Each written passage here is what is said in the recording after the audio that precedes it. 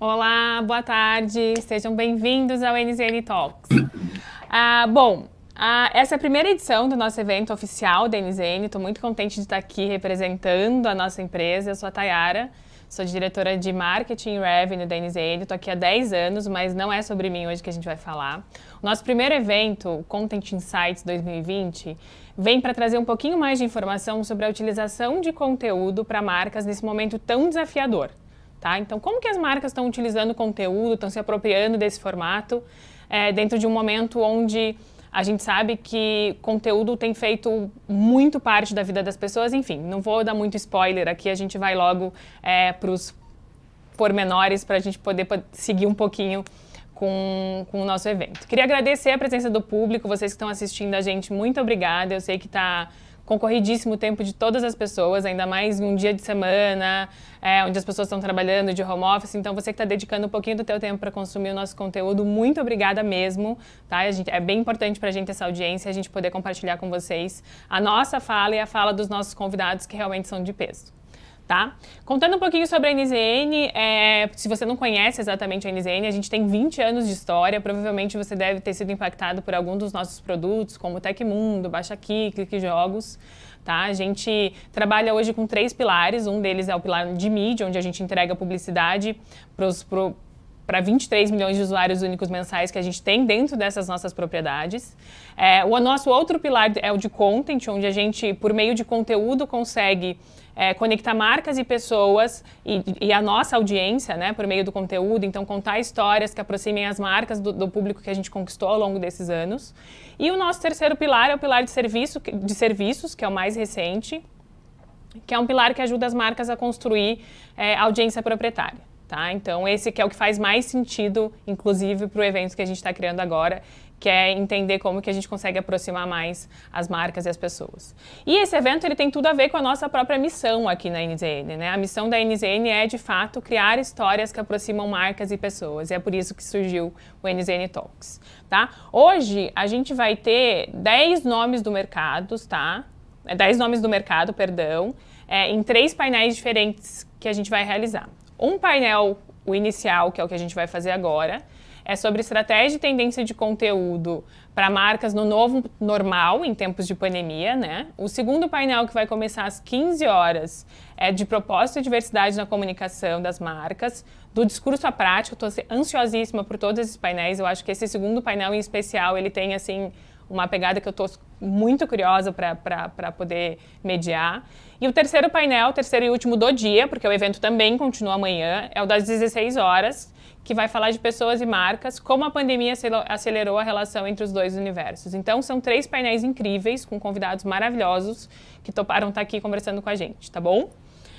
Vamos para o primeiro painel, vou falar um pouquinho sobre quem são os nossos convidados, né? Quero agradecer que eles aceitaram participar desse papo também.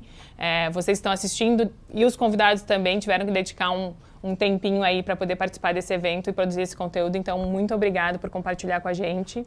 Lembrando que vocês podem deixar comentários aqui na nossa live do YouTube mesmo. E ao final do painel, a gente vai abrir com algumas perguntas que foram feitas pelo público para que os convidados possam responder, beleza? Então, hoje a gente vai falar com a Andresa Aguiar, que é diretora de conteúdo na Léo Burnet. A gente vai falar com o João Carvalho, que é fundador e CEO da Hands e editor-chefe do Morse. E a gente vai falar com a Renata Bockel, que é CSO da W Macan. Bom, sejam muito bem-vindos, convidados queridos. De novo, obrigada pelo tempo de vocês. Gente, como a gente combinou antes um pouquinho, eu queria que vocês me contassem um pouquinho quem são vocês, quem é a Renata, quem é o João, quem é a Andresa, dentro da estratégia de conteúdo e de tendências de conteúdo para marcas hoje no mercado de comunicação. Andresa, vamos começar com você? Bom, vamos começar. Oi, pessoal. Bom, hoje eu sou diretora de conteúdo na Léo Burnet, eu atendo todos os clientes, tenho equipes dedicadas para cada cliente e a gente se preocupa em entender o que faz sentido oferecer de conteúdo para cada um dos consumidores dos nossos clientes, né?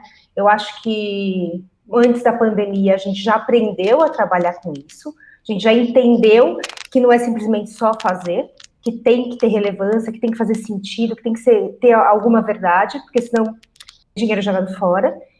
E com a pandemia, é um canal muito fácil, rápido, para que você pudesse realmente estabelecer uma comunicação próxima.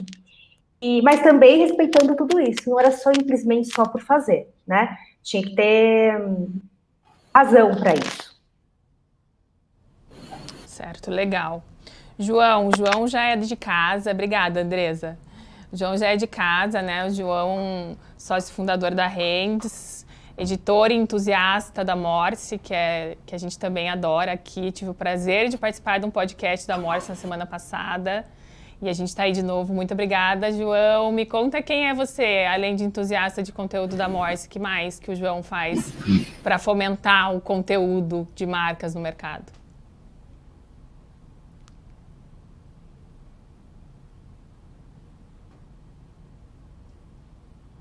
Acho que a gente teve um problema técnico com o João. Beleza, a gente teve um probleminha técnico com o João, então a gente vai para a Renata. Renata, eu fiquei sabendo que você é uma das indicadas do Prêmio Caboré esse ano, verdade? É verdade, é verdade. Então você tem muito para compartilhar com a gente, né? O que você acredita de conteúdo para marcas de verdade? O que te move hoje dentro da tua posição, dentro de toda a tua história no mercado, sabe, Rê? O que a gente pode contar um pouquinho da Renata profissional e do propósito da Renata como prestadora de serviço para o mercado de comunicação? Bom, eu estou há mais de 15 anos, né, à frente da estratégia aí, na área de estratégia na publicidade, e eu sempre fui uma entusiasta de novas maneiras da gente se conectar, de conectar o consumidor de maneira relevante com as marcas, né?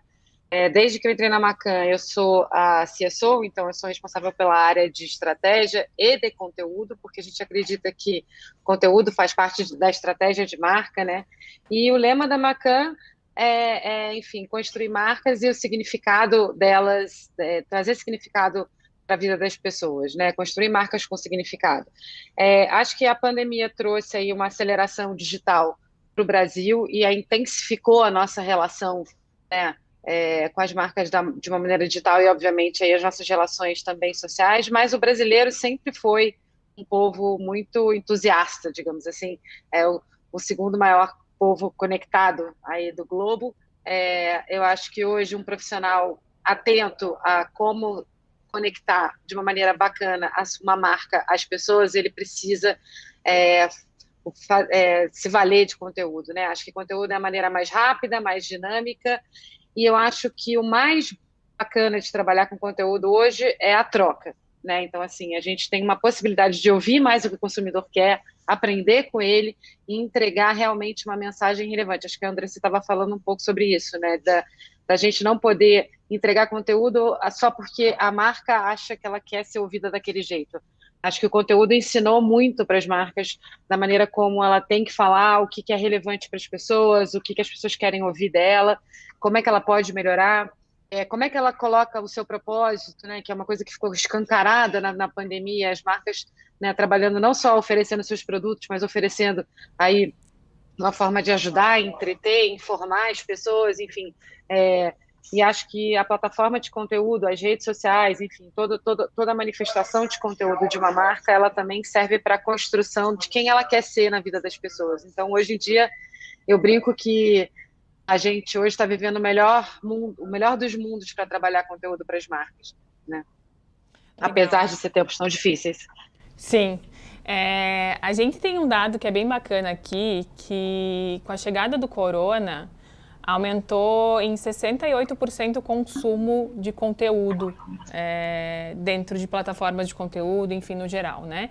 E ainda segundo o Comscore, a gente aumentou em 27% o número de pessoas que consomem notícias por dia. A gente saiu de 440 milhões para 560 milhões.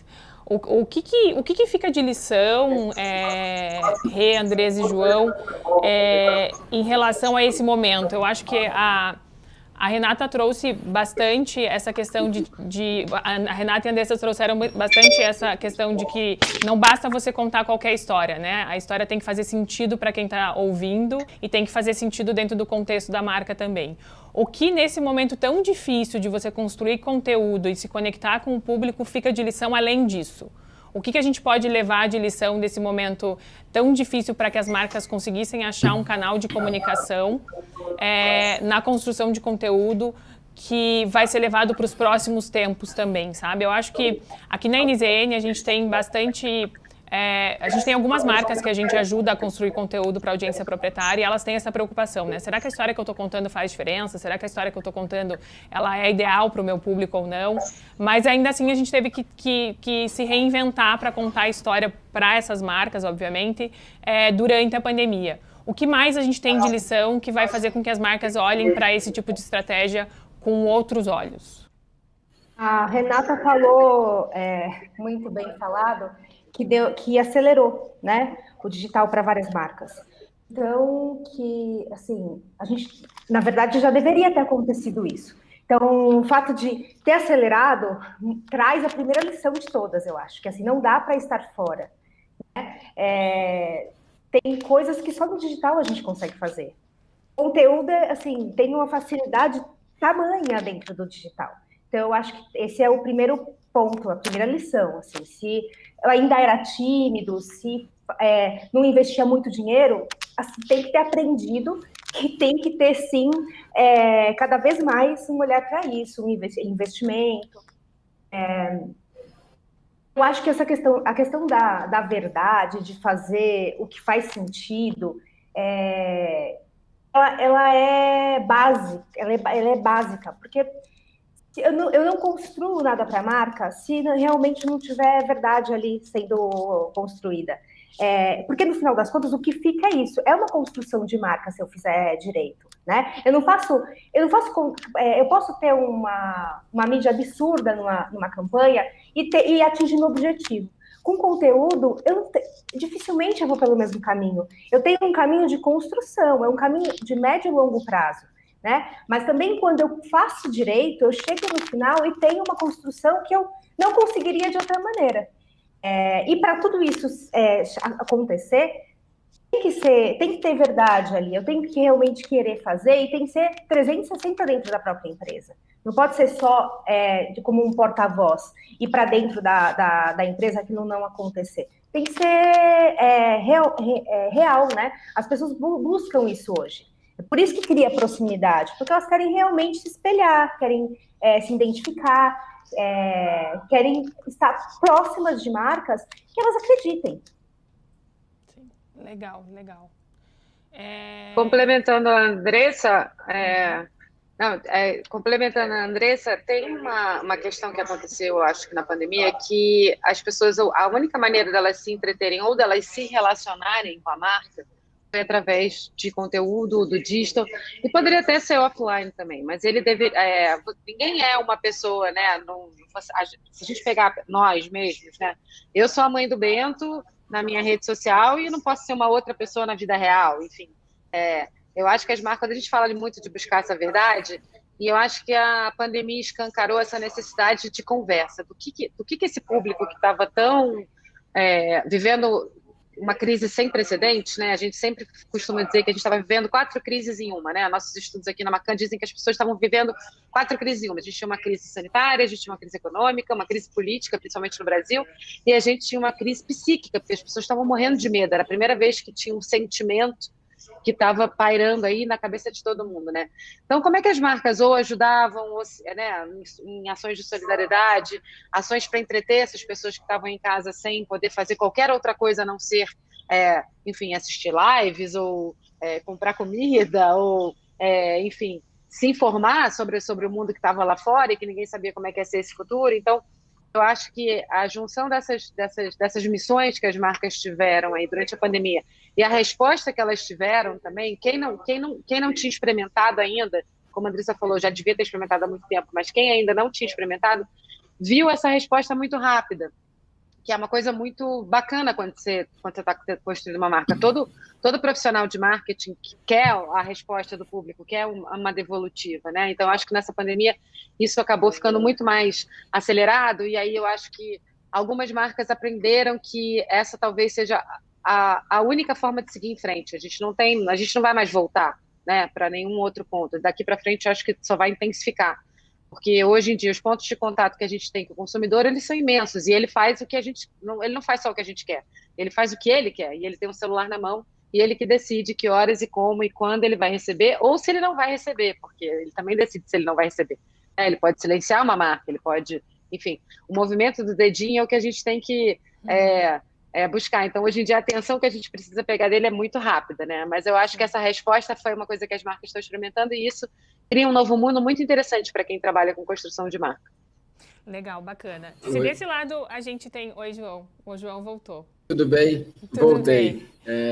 Tudo bem? Desculpa, eu caí. Eu não sei se vocês escutaram a primeira parte do que eu falei. Não. Mas a gente só para te contextualizar, a gente ouviu agora a opinião da Andressa e da Renata dos aprendizados que a gente eu estava levou. aqui. Estava aqui. Eu estava aqui escutando elas. Até queria então pegar um.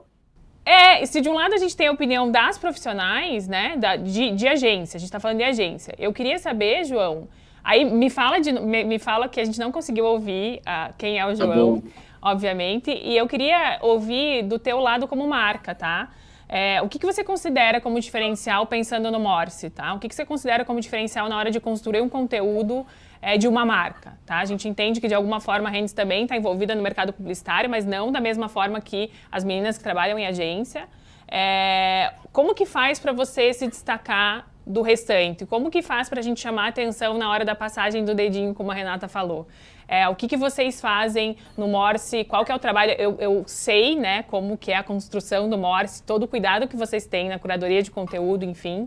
Mas o que você acha que realmente é diferencial nessa construção e para essa chamada de atenção na hora de conectar uma marca e um público e colocar esse conteúdo na frente dele para tentar criar essa conexão? Tá bom. O que eu falei brincando na hora que saí do ar aqui é que em 2017 a gente previu a pandemia, a gente sabia que o mundo ia ficar offline e criamos conteúdo. Porque às vezes algumas empresas olham para a gente, né, e falam assim, pô, que bacana, no meio da pandemia vocês tiraram do bolso, né, porque o Morse ele já vinha, né, numa crescente, a gente realmente cresceu bastante durante esse momento, e algumas pessoas, alguns potenciais clientes, tal, conheceram a gente nesse momento de pandemia por N questões, acho que SEO, buscando conteúdo, as pessoas querendo se informar mais, e aí para algumas pessoas ficou essa sensação, nossa, vocês foram rápidos, né? Começou a pandemia e a gente brinca, então, que isso começou em 2017, quando a gente construiu o Morse. E aí, respondendo a sua pergunta, a Rendes passava por uma transformação, então, de uma empresa que, né, o Morse é uma plataforma B2B, a gente fala com o mercado que potencialmente é cliente da Rendes, e a Rendes era uma empresa só de mídia e que começava a entrar no mercado de dados. E acho que empresa de uma marca é algo super desafiador, principalmente quando você é uma empresa pequena, né, que você não tem caminhões de dinheiro de investimento. E eu acho que quando você quer dizer que você passa a ter know-how em uma coisa que antes você não tinha, eu acho que a publicidade em si, ela pode ficar rasa, porque eu posso dizer agora que eu sou especialista em medicina, astrologia, seja lá o que for. E a gente pensou, como que a gente vai mostrar para o mercado que a gente realmente tem propriedade do que a gente diz que a gente quer fazer? Então, assim, então vamos pegar esse conhecimento que a gente tem, que a gente continua absorvendo, vamos empacotar ele e vamos deixar numa régua, né, constante. Então, eu vi vocês falando aqui de apostar no médio e longo prazo, ninguém vira expert no assunto do dia para a noite. Então, a gente lá atrás falou o seguinte, se a gente quer mostrar para o mercado que a gente conhece, entende de algo que a gente não conhecia há 6 meses atrás, e que também não tem problema nenhum ser transparente, dizer que a gente está numa jornada de aprendizado, vamos compartilhar junto. Então, a gente não começou o Morse com a pretensão de dizer o seguinte, olha, vem aqui que você vai saber tudo sobre esse assunto. A gente disse o seguinte, olha, estamos aprendendo. Mas como tem muita gente aprendendo também, olha que legal se a gente puder aprender junto. Então, a gente já foi corrigido por pessoas que nos acompanham, e não tem problema, eu acho que a gente às vezes pega assuntos muito específicos, tal. Então, vocês falaram, né, de ser transparente, de ser o que você realmente é. Eu acho que o Morse ele tem essa identidade. Eu acho que o ponto principal para você conseguir ser relevante é ter identidade. Eu acho que a identidade vai desde você ser transparente até, né, eu acho que a gente conseguiu em alguns momentos criar formatos proprietários.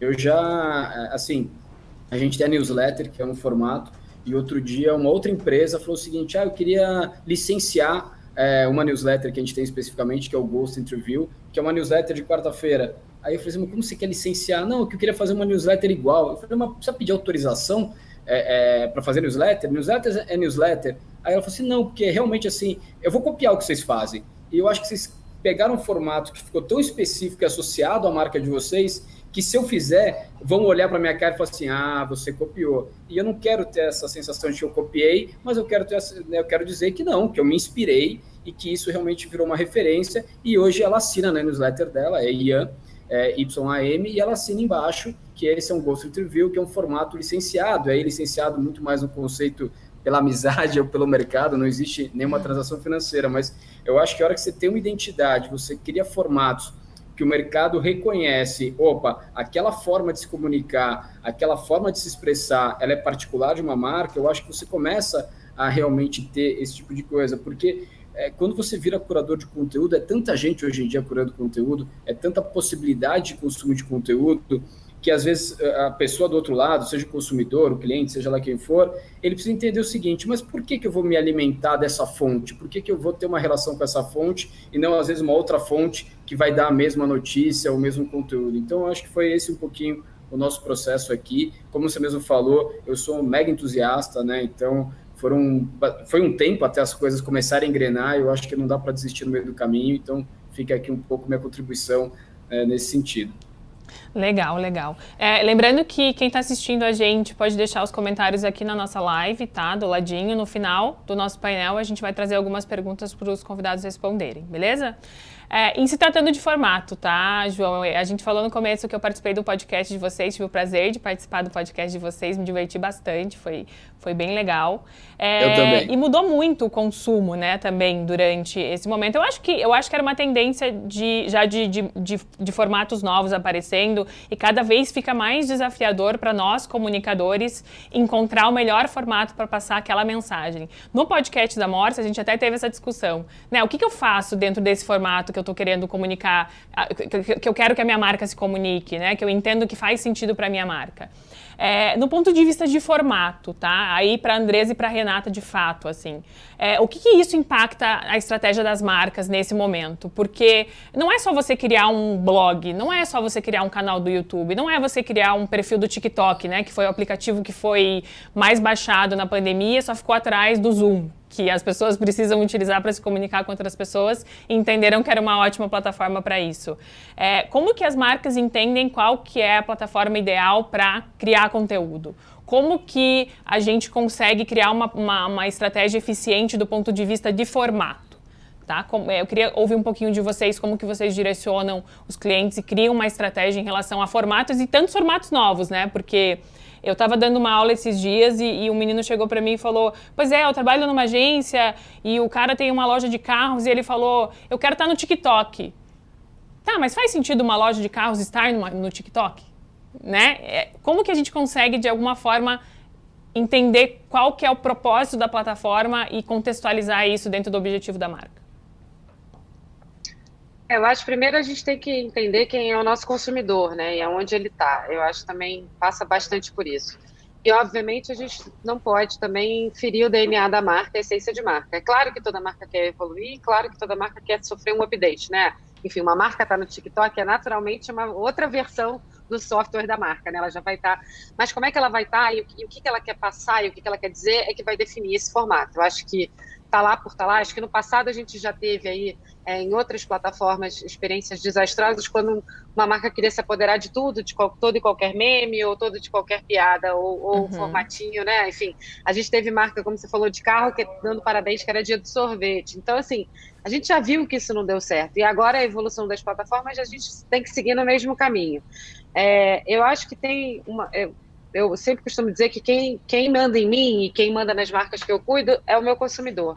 Se o meu consumidor de carro ele está muito feliz vendo review e vendo a opinião de outras pessoas sobre carro, por que não me aproveitar desse conteúdo para me comunicar com ele sobre os features e a novidade de uma montadora, né? Se eu vou falar sobre alimentação, talvez eu precise de especialistas, talvez eu precise aí da ajuda dos creators, né? Os tão famosos influenciadores, enfim.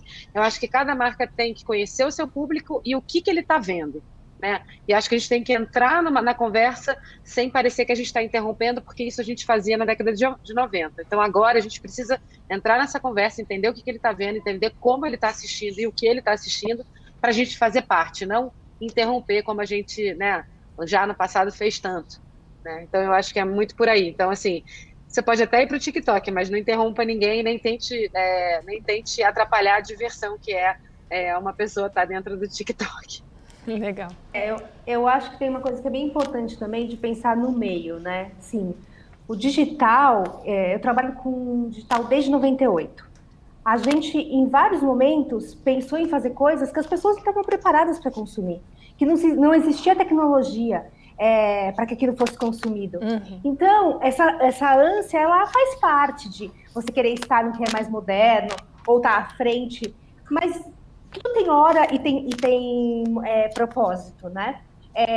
E eu acho que uma das coisas mais legais de se trabalhar com digital é essa possibilidade de o tempo inteiro estar pensando em formatos novos, ter plataformas novas nascendo quando você menos espera. Então, tem que tomar cuidado para esse entusiasmo todo e essa facilidade que o digital oferece, não jogar contra, porque, como a Renata falou, no passado já fizemos isso, né? A gente tem que ter aprendido em algum momento, não é possível. Quando saía uma plataforma nova, nossa, preciso criar o canal, vamos colocar lá, replica, coloca, só muda o formato e põe o mesmo conteúdo. Então, assim, já passamos por isso. Então, agora é isso, assim, essa análise, tem esse olhar para o que faz sentido para a marca, para o consumidor da marca,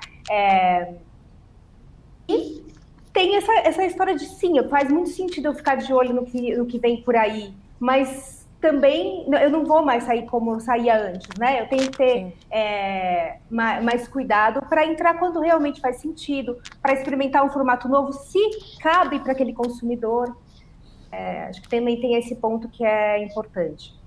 Você, Andresa, comentou sobre a questão da tecnologia, né? A gente tem um case bem legal, que eu tenho um case na época que eu cuidava de social aqui na NZN. Vocês lembram quando lançou o formato 360 no Facebook? Todo mundo saiu fazendo foto 360, foto do carro 360 e a foto 360, não sei o que. Só que ninguém dos comunicadores, não sei se ninguém, mas eu fui me ligar depois que eu estava utilizando esse formato, que obviamente ele não ia ter o mesmo efeito do que os outros formatos, porque não são todos, na época que foi lançado, a quantidade de celulares com giroscópio aqui no Brasil era minúscula. Então, assim, era um trabalho gigantesco para você produzir aquele formato para você atingir um público muito pequeno, porque a tecnologia não estava pronta ainda para receber aquele formato aqui no Brasil, né? Porque a população do Brasil ainda não tinha acesso àquela tecnologia naquele momento. Eu lembro que foi tão frustrante, porque eu falei, poxa, mas era tão legal a interação, e a gente, na época, foi um número muito legal, mas a gente atingiu 1 milhão de pessoas, mas ainda assim era pequeno em relação aos outros formatos que a gente praticava, como vídeo, enfim. E isso é muito, muito legal. João, como que foi o processo de decisão para passar o Morse para podcast, para decidir que era a hora de passar para um novo formato, tá? A gente tem o Debrief aqui, né, que é uma newsletter também queridinha de negócios em tecnologia, e a gente está nesse estudo de qual formato a gente pode também criar para o público, o que a gente pode entregar além da nossa newsletter, né? Eu queria entender como que foi o formato de decisão do Morse para passar para podcast. Você já ouvia podcast? Você viu que na área tinha um espaço para vocês começarem a falar sobre isso? Enfim, queria entender como foi o processo de decisão, até para a gente trazer insights para quem está assistindo, para essa tomada de decisão para ir para outra plataforma, e o que a gente tem que observar em se aventurar nessa outra plataforma de produção de conteúdo em outro formato, né? Legal. Acho que, assim, se for pegar agora o período da pandemia, eu acho que o podcast fica até meio óbvio, né? No nosso caso, que é uma marca B2B, porque é uma forma de você ter um canal alternativo. Mas o que fez a gente querer ir na época para podcast? Então, você perguntou se eu escutava? Sim. Então, tem o que, às vezes, de ser entusiasta mesmo do assunto, de gostar e de querer apostar. Quando a gente começou, a gente realmente falou assim, vamos testar, né? Não era já, vamos que vamos. Falou, vamos testar, vamos ver o que acontece, se valer a pena a gente continua, senão a gente volta. Mas duas coisas principais. A primeira era muito com nós mesmos, porque a gente entendeu uma coisa que é muito simples, que é o seguinte, o tempo de visão ele é mais concorrido que o tempo de audição. Se você pensar, a gente trabalha, a gente lê notícias, você vê muita coisa e você acaba tendo outros momentos onde a audição você consegue. Então, você está no Uber, você está no carro, você está no táxi, você está na bike, você está em um monte de local, então a gente falou assim, olha, tem uma oportunidade para a gente preencher um novo espaço. Aí pensando na persona, né, do nosso... a gente gera conteúdo para o mercado de publicidade e tecnologia, são pessoas que são mais trendsetter, que estão à frente, a gente falou, que eles escutam podcast, se é muito ou pouco eu não sei, mas escutam, então tem um novo espaço. E tem um outro ponto também, que no podcast a gente tem intercalado, né, notícias da semana, que a gente mesmo gera, e a gente faz as entrevistas.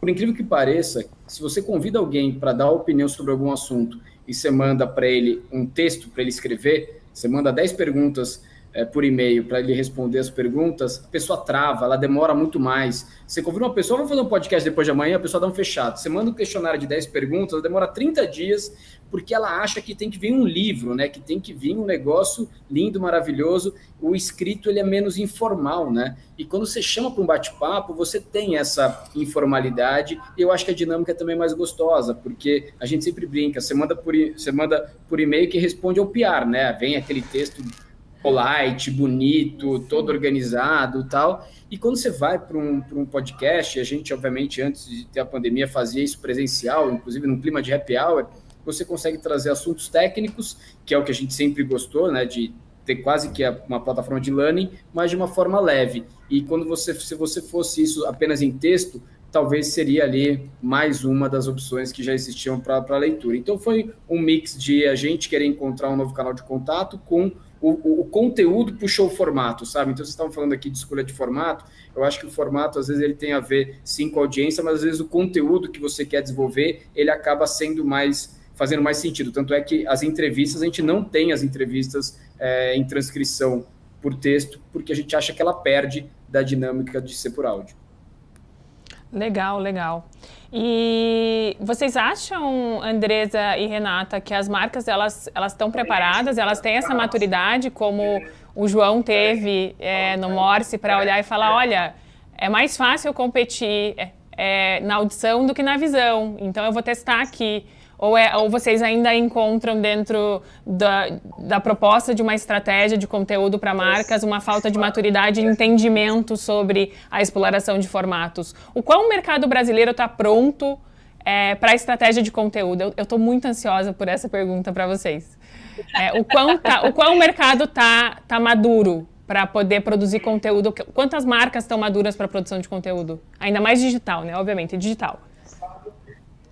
Eu acho que todas as marcas elas estão maduras. Eu acho que o que o cliente precisa perder o medo, que eu acho que é uma coisa bacana que o João trouxe aí, é esse desprendimento de falar não sei.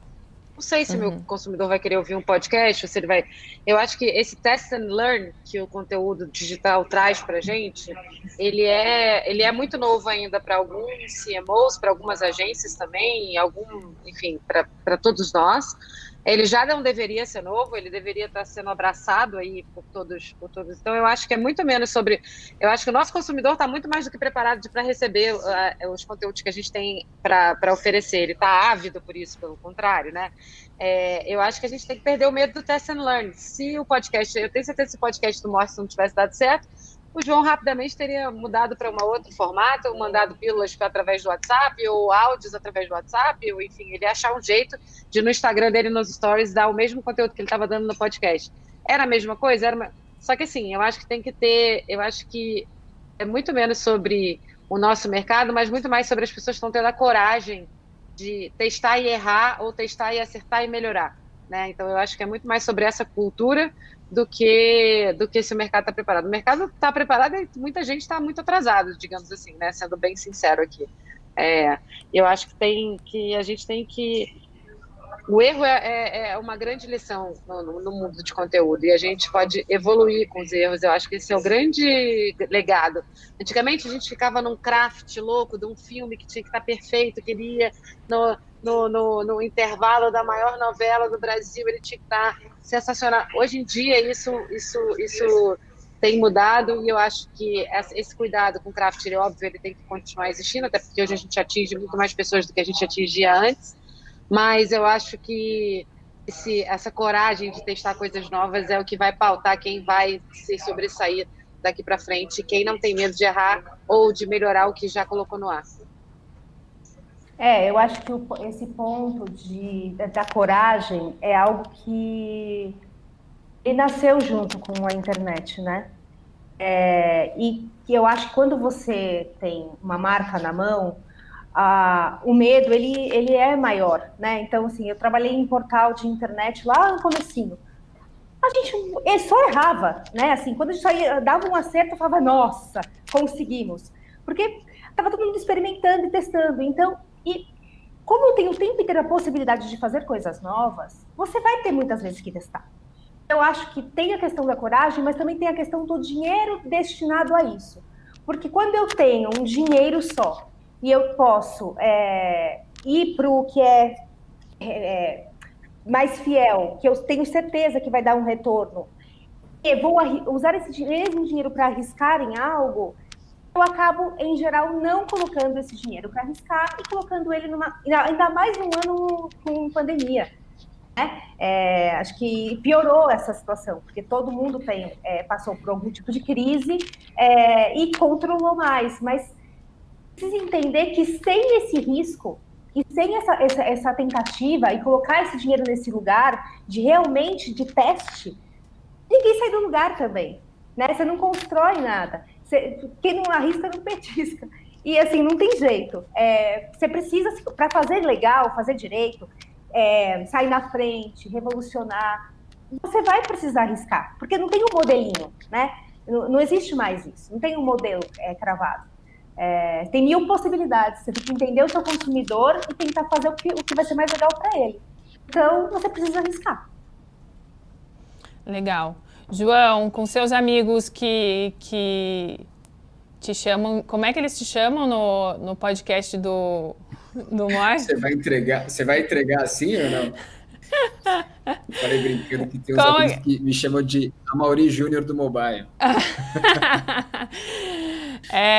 Você acha que as marcas elas estão preparadas, que o Brasil está preparado, ou que ainda existe muito medo desse teste, existe muito receio do investimento, né?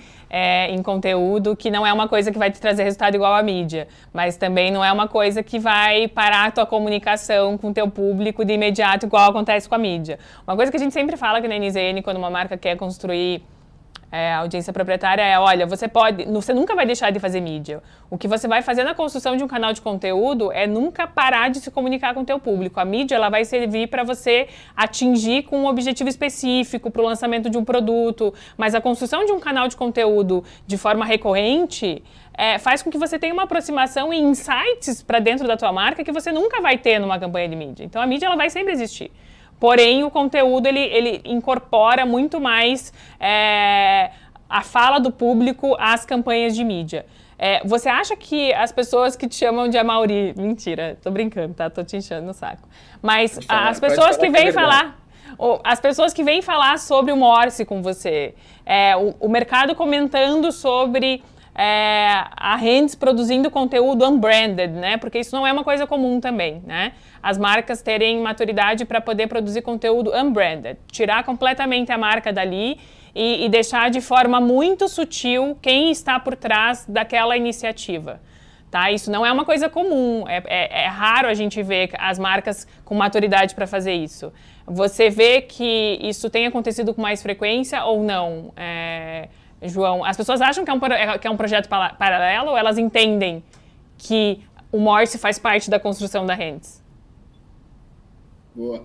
Não, ótima pergunta. Primeiro, assim, falando de investimento, a gente foi para a estratégia de conteúdo porque a gente não tinha dinheiro, tá? Então, às vezes fala, mas tem que investir. Basicamente, a gente quis entrar no mercado onde a gente briga com grandes empresas de tecnologia gigantescas. Então, né, imagina você querer falar com o CMO, com o CTO, CEO de grandes empresas, que são nossos clientes, sobre tecnologia, inovação, Big Data e o escambau. Aí você tem, né, IBM, Oracle, Salesforce, patrocinando os eventos, que custa uma fortuna para patrocinar, leva não sei quem para São Francisco. Então, assim, tem uma série de possibilidades de relacionamento. Aí, o nosso mercado ele é B2B, então talvez tenha particularidades, e a gente falou, a gente não tem dinheiro para isso, tá?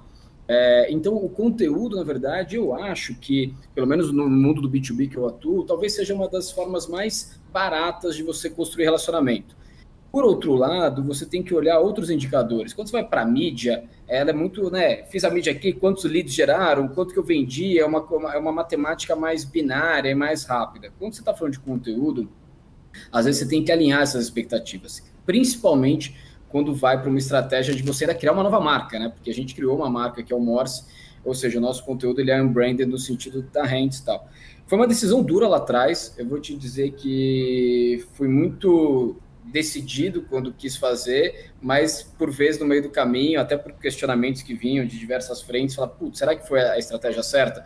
Porque você tem que criar uma nova marca. Mas eu acho que ele é muito legal, porque você me apresentou aqui, por exemplo, o João, CEO da Hands e editor do Morse, vira um negócio, entendeu? Você não ia falar assim, tô com o João aqui, que ele tem a Hands e também escreve o blog da Hands.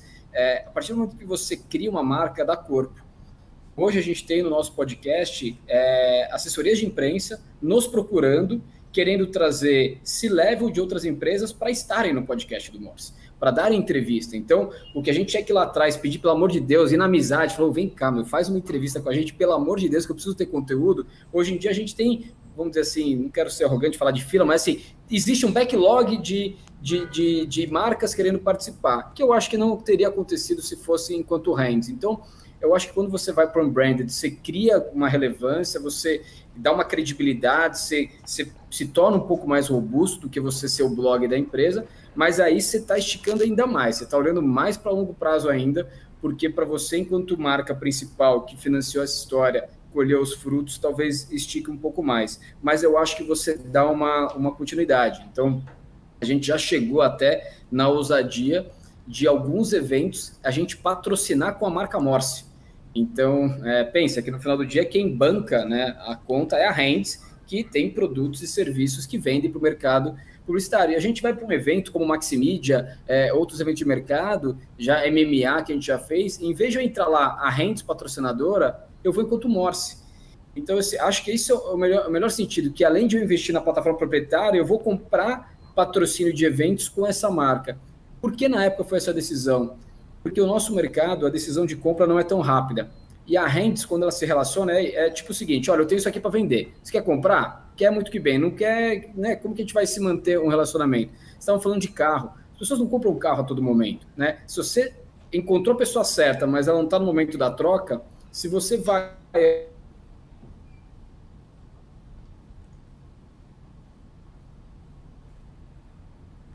Perdemos o João. Novamente. Bom, enquanto o João não O João voltou, não? Não. Enquanto o João não reestabelece, a gente já vai para a parte de perguntas, que a gente está finalizando o nosso painel.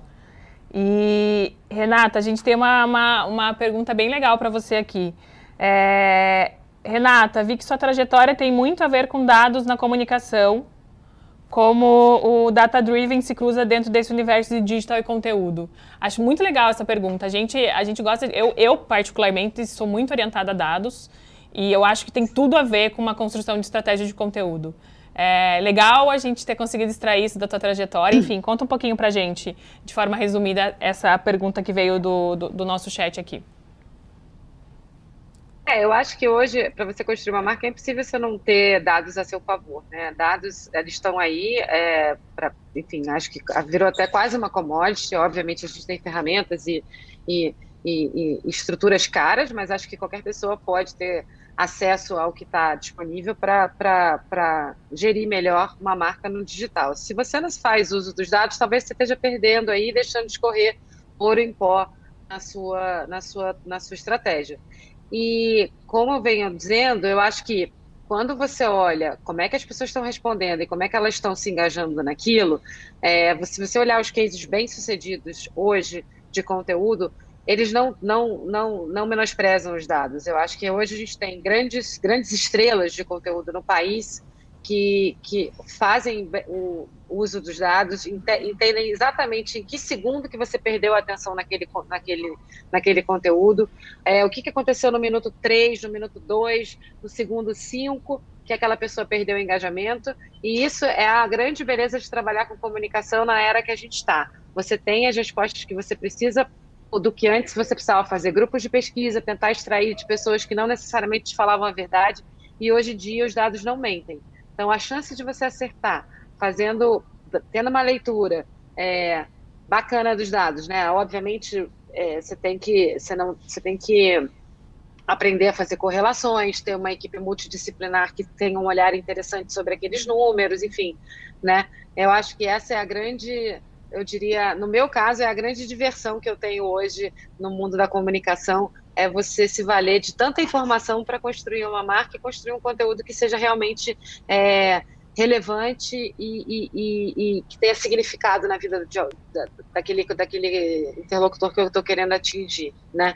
Enfim, eu venho eu sou advogada de formação e quando eu entrei na comunicação eu tinha muita dificuldade, porque eu tinha muito problema com gosto ou não gosto. E aí eu sempre fui uma pessoa que fui procurar em algum lugar alguma coisa para amparar a minha estratégia. Então, a minha paixão dos dados vem desde a época que eu mudei de profissão, quando eu tinha 27 anos. Eu precisava de um lugar onde eu tivesse a resposta e a prova do que eu estava dizendo. Então, essa trajetória ela foi construída um pouco assim. Entendi. Legal, obrigada. João, você quer concluir sua fala? Que a gente está finalizando o painel e daí eu vou finalizar com uma pergunta para a Andresa. Conclui sua fala que você foi violentamente derrubado de novo. Eu vi. Viu, João? Sabe, eu acho que a gente escutou até a parte do automóvel. Eu tenho uma teoria que só porque você tem a melhor vista de home office da pandemia que você está sofrendo isso. É bullying, claramente é bullying. Olha só. Eu acho que é bullying. SEO, né, gente? Olha isso. Eu já tinha falado isso no podcast, e daí eu quis destacar isso, porque agora a gente está em vídeo. Eu ainda me pediram para mudar a câmera, que a vista boa é para lá, mas falaram que não estava ficando bom. Tá. Eu não aparecia, ficava só o vulto. Mas eu estava falando sobre o Morse patrocinando evento. Foi aí que caiu ou não? Foi. Daí você falou, a gente estava falando sobre automóveis. Exatamente. Daí, quando você entrou para falar sobre o nosso exemplo de tipo automóveis, foi que caiu. E daí eu queria que você finalizasse a tua fala para a gente ir para essa última pergunta para a Andresa. Tá bom. Não, o que eu acho que é importante do conteúdo é que, assim, hoje em dia já é muito difícil você acertar, chegar no consumidor certo, né? E aí tem a frase bonita, o consumidor certo, na hora certa e tal. Achar a pessoa certa já é incrivelmente bom. Na hora certa, aí você está colocando o desafio no outro patamar. Quando você chega na pessoa certa, porém não na hora certa, se você não tem um conteúdo, ou seja, uma régua de relacionamento, você perdeu. Você vai ter que falar com ela de novo e descobrir qual que é o momento certo. Então, quando você tem produtos onde a compra não é imediata, então às vezes eu vejo muita marca, pelo menos me impactando, querendo fazer conteúdo de todos os assuntos possíveis, maionese, ketchup, não sei o que. Eu falei, calma, também dá para eu ser impactado agora e comprar uma maionese daqui 30 minutos ou pedir no delivery. Agora, tem produtos e serviços que o prazo, né, você tem sazonalidade de compra e tal, e aí eu acho que o conteúdo é muito importante. Então, só para concluir, por que a gente também, né, lá atrás a gente investiu em conteúdo para dar um posicionamento, e por que hoje a gente continua? Porque muitas e muitas vezes isso cruza com a gente patrocinar eventos com a marca Morse e não Hands, porque o cara olha lá, Hands faz isso, ele entra no site, legal, eu não quero comprar isso agora, acabou. As pessoas não querem se cadastrar para receber newsletter de uma empresa para ficar mandando, olha, o meu produto custa tanto, me compre agora.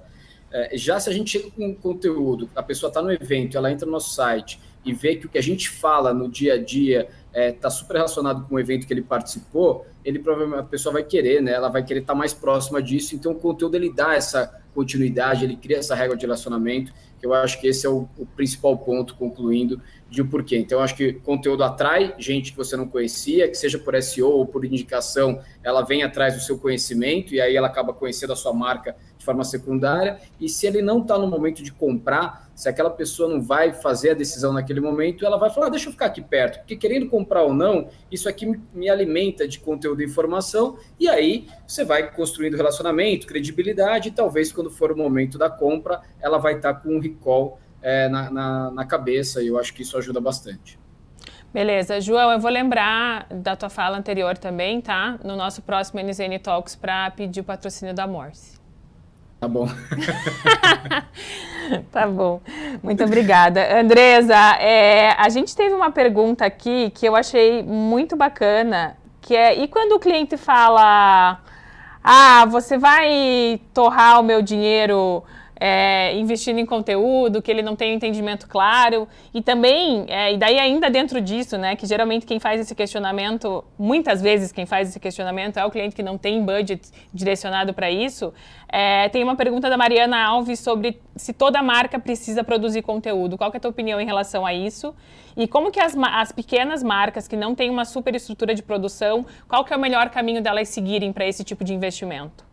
Para a gente finalizar rapidamente, para o próximo painel, gente. Ai, que delícia que foi essa conversa, adorei. Não, né? Assim, eu acho que nenhuma marca é obrigada a fazer conteúdo. Na verdade, às vezes não faz sentido mesmo. Dependendo da marca, talvez não faça. Talvez, dependendo do momento em que a marca se encontre, não faça sentido. Assim como eu sei que dependendo do que ela precisa construir, qual é o grande desafio dela, ou qual é a problemática dela em relação ao concorrente, seja o que vai resolver. Talvez não. Então, por isso que a estratégia, assim, o conteúdo não nasce sozinho, né, para a marca. Ele vem da estratégia de marca. A estratégia de marca, o planejamento vai fazer estratégia para a marca e vai descendo. Chega uma hora que vai bater lá no conteúdo, né? Para ver se faz sentido, se não faz, e o que faz sentido fazer. E, assim, a questão do budget, eu acho que, claro, quanto menos dinheiro você tem, mais assertivo você tem que ser para gastar esse dinheiro. Então, depende muito do que aquela marca precisa, para ver se vale a pena ou não. Mas, às vezes, acontece, dependendo do que a marca precisa, às vezes é uma marca mais nichada, o conteúdo cai como uma luva. E, inclusive, é um recurso mais barato do que você usar outras coisas. Então, não tem uma resposta. Eu acho que, assim, a Renata falou dos dados, eles estão aí. A gente tem uma imensidão de informação hoje a nosso favor. E eu tenho que ter também a estratégia da empresa, a estratégia da marca para cada produto muito clara, para que eu possa cruzar tudo isso, entender meu consumidor e traçar qual é a melhor estratégia. E dentro da estratégia eu vou ver o que faz sentido ou não fazer com conteúdo e até se faz sentido. Entendi. Legal. Muito bom mesmo. Obrigada. Bom, queria agradecer imensamente o tempo e a participação de vocês. Eu realmente adorei o papo. Gostaria muito de poder conversar com a Andresa, que eu não conhecia, e com a Renata depois, em algum momento durante essa pandemia, em algum call que a gente pudesse marcar para se conhecer melhor. João, você já é de casa. Vamos tomar um café virtual, exatamente. Obrigada para o público que está assistindo a gente. Eu fiquei realmente muito grata com o conteúdo que a gente conseguiu produzir aqui nesse nosso painel, tá? Então, se vocês quiserem saber um pouquinho mais sobre a NZN, quem está assistindo, aqui tem um link na descrição do nosso vídeo. Obrigada, gente, pela participação, muito mesmo. A gente vai ter um próximo painel agora, às 15 horas. Às 15h05, né? Vamos atrasar ali uns minutinhos, que eu estou muito ansiosa por esse painel, porque é um painel que eu particularmente não tenho muita experiência, então vai ser difícil eu conseguir trazer um pouco de experiência, que está relacionado a propósito de diversidade, tá? Na comunicação das marcas, do discurso à prática. Tem pessoas incríveis nesse painel, e assim, eu quero muito, se vocês puderem ficar e acompanhar a gente no link do evento, vai ser muito bacana, vou agradecer muito se vocês tiverem esse tempo. Enfim, de novo, até daqui a pouco, quem está assistindo, João, Andresa e Renata, muito obrigada, tá? Não saiam do link que vocês estão assistindo, por favor. Tchau, obrigada.